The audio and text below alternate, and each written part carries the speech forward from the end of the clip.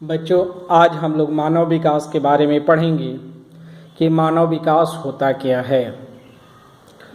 तो सबसे पहले मैं बता दूं बच्चों कि मानव विकास मतलब ये होता है कि मानव विकास एक प्रक्रिया है, या यूँ कह सकते हैं कि मानव विकास वह प्रक्रिया है जिसके अंतर्गत स्वास्थ्य, भौतिक, पर्यावरण, आर्थिक, सामाजिक और राजनीतिक स्वतंत्रता, शिक्षा, स्वास्थ्य सेवाएं तथा सशक्तिकरण के अवसरों में वृद्धि को शामिल किया जाता है। दीर्घ और स्वस्थ जीवन, शिक्षा तथा उच्च जीवन स्तर मानव विकास के मुख्य विकल्प है। इन विकल्पों को परिवर्धित करने की प्रक्रिया ही मानव विकास है।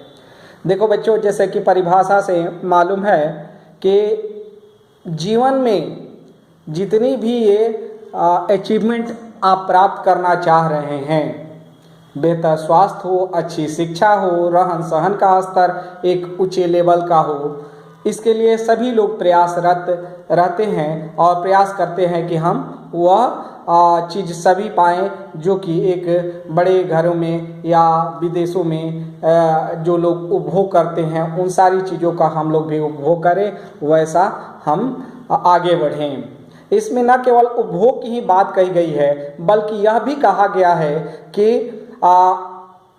राजनीतिक स्वतंत्रता, यानी कहने का मतलब है कि किसी को किसी कारण से प्रेशर ना बनाया जाए, किसी के ऊपर किसी काम के लिए दबाव का प्रेशर न बनाया जाए। राजनीतिक स्वतंत्रता यानी सबको अभिव्यक्ति की स्वतंत्रता होनी चाहिए। बच्चों, जहाँ पर इन चीज़ों की सुविधा रहती है, जैसे स्वास्थ्य की, शिक्षा की, आर्थिक अवसरों की, सामाजिक समानता की, राजनीतिक समानता की और अपने अधिकारों के उपभोग करने की स्वतंत्रता जहाँ पर रहती है, वहाँ पे मानव विकास उच्च होता है।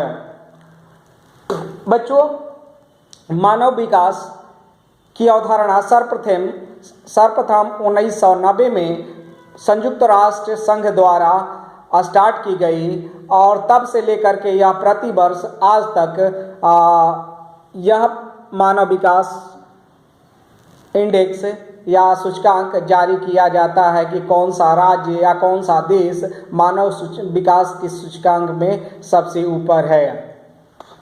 भारत को अगर देखा जाए बच्चों, तो इसमें केरल एक ऐसा राज्य है, केरल है, गोवा है, जहाँ पर कि इस टाइप की सुविधा पर्याप्त मात्रा में अच्छी है।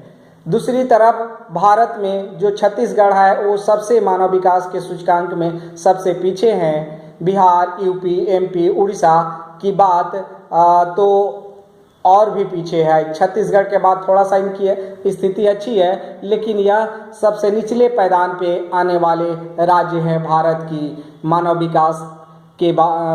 विकास के दृष्टि से। अगर हम वर्ल्ड लेवल पर देखें, संसार के स्तर पर, तो नॉर्वे और ऑस्ट्रेलिया, यूएसए सबसे ऊपर आते हैं, क्योंकि इन देशों में इन सभी चीज़ों की अवसर की समानता है। वहाँ अभिव्यक्ति की भी स्वतंत्रता है, चाहे अभिव्यक्ति सामाजिक हो या सांस्कृतिक हो, या फिर स्वास्थ्य से संबंधित सुविधा है, शिक्षा से संबंधित सुविधा है, यानी मानवीय मूल्यों को जो मानव उपभोग करता है या जिनके द्वारा मानव को आर्थिक उन्नति का अवसर प्राप्त होता है, वैसे चीज़ों को सुलभता इन देशों में अधिक है, इसलिए इसको ऊपर की श्रेणी में रखा गया है। बच्चों, इसको मापने की एक तरीका होता है जो कि उसके आधार पर मापा जाता है। जैसे आप पहले नंबर पे है आर्थिक उपलब्धियों के आधार पे ये देखा जाता है कि कहाँ पर आर्थिक अवसर अच्छा है। समृद्ध संसाधनों तक सभी व्यक्तियों की पहुँच, उत्पादकता और कल्याण मानव विकास के अनिवार्य अंग है।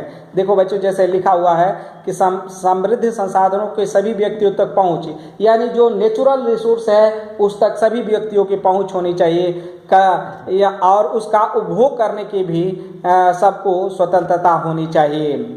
विकसित एवं गरीब राज्यों की प्रति व्यक्ति आय की असमानताओं के अनुसार इनका उपभोग भी अधिक होता है। देखो बच्चे, जो राज्य जितना ही अमीर होंगे उनको उपभोग का स्तर और ऊंचा होगा। जहाँ पर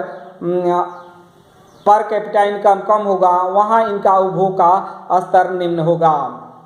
विकसित एवं गरीब राज्यों में प्रति व्यक्ति आय एवं प्रति व्यक्ति उपभोग खर्च की विभिन्नताएं गरीबी, बेरोजगारी और अपूर्ण रोजगार जैसी समस्याओं की ओर संकेत करते हैं। कहने का मतलब है बच्चों कि जहां पर कैपिटा इनकम कम है या पर कैपिटा उपभोग की संख्या भी कम है, तब पर भी वो राज्य गरीबी या बेरोजगारी की श्रेणी में हम लोग रखते हैं या निम्न श्रेणी में उनको हम लोग रखते हैं। उसके बाद है बच्चों दूसरा इंडेक्स होता है, दूसरा इसको मापने का तरीका है स्वास्थ्य। विभिन्न प्रकार की बीमारियों से रहित जीवन, दीर्घायु और स्वस्थ जीवन इसके सूचक हैं। देखो, कहने का मतलब है कि रोग रहित जीवन और दीर्घायु, लंबी अवधि, जहाँ पर लंबी अवधि तक लोग जी जा रहे हैं और स्वास्थ्य से संबंधित हर प्रकार की फैसिलिटी वहाँ पर कम रेट में मुहैया हो, उसको हम इस मानव विकास की सूचकांक में हम सबसे उछले पायदान पे रखते हैं। बच्चों, इसके साथ ही लिंगानुपात को भी देखा जाता है कि एज 6 रेशियो जो होता है, 6 रेशियो वो कैसा है, नगरीय क्षेत्र में कैसा है, ग्रामीण क्षेत्रों में कैसा है। अगर दोनों में बैलेंस है तब को तो उसको अच्छा माना जाएगा, वरना कहीं पर अगर पुरुषों की संख्या कम है, महिलाओं की संख्या कम है तो उसको अच्छा नहीं माना जाएगा, क्योंकि वह 6 रेशियो के मामले में पिछड़ा हुआ माना जाता है। इसी तरह है बच्चों सामाजिक सशक्तिकरण। मानव विकास तभी संभव है जब व्यक्ति समाज में अपनी असामर्थ्य और विकल्पों के प्रयोग के लिए सशक्त हो और सभी कार्यों में अपनी पूर्ण सहभागिता रखे। ज्ञान और मुक्ति का रास्ता शिक्षा और साक्षरता से होकर निकलता है। बच्चों, कहने का मतलब है कि जो अवसर आपको दिए गए हैं संविधान के द्वारा, उसको आप उपभोग कर ले रहे हैं कि नहीं, उस अधिकारों के तहत उसके बारे में जो राज्य या जहाँ पर इस टाइप की सामाजिक बंधन नहीं रहता है उसको ऊंची श्रेणी में रखा जाता है। इसी तरह है बच्चों साक्षरता जहाँ पर अधिक रहती है वहाँ पे इसको उस राज्य को मानव विकास सूचकांक में प्रथम स्थान दिया जाता है। जैसे केरल है, वहाँ साक्षरता अच्छी है इसलिए उसको प्रथम स्थान दिया गया है। इसी तरह जहाँ पर साक्षरता कम है उसको निचले पायदान पे रखा गया है। उसी तरह ग्रामीण क्षेत्रों और नगरीय क्षेत्रों ये सब को भी दिखा जाता है। उसके बाद है बच्चों कि भूखमरी, गरीबी, बंधुआकरण, अज्ञानता, निरक्षरता और किसी भी तरह की दुर्बलता से मुक्ति मानव विकास की कुंजी है। यानी जहाँ पर भूखमरी से लड़ा जाए और अन्य सामाजिक कुरीतियों से लड़ा जाए या लड़ने की शक्ति हो, उससे मुक्ति पाया जाए, उसी को हम लोग मानव विकास के सूचकांक में, यानी जहाँ ये सब नहीं रहता है उसको पहले रैंक पे रखते हैं। जहाँ ये सब नीचे रहती नहीं ज़्यादा रहती है, जैसे बेरोजगारी, अशिक्षा, गरीबी, उसको निचले पायदान पे रखा जाता है। तो बच्चों, आज के लिए इतना ही। कल मैं इसके कौन कौन से कारक हैं इसको प्रभावित करने वाले, इसके बारे में चर्चा करेंगे। तब तक के लिए धन्यवाद।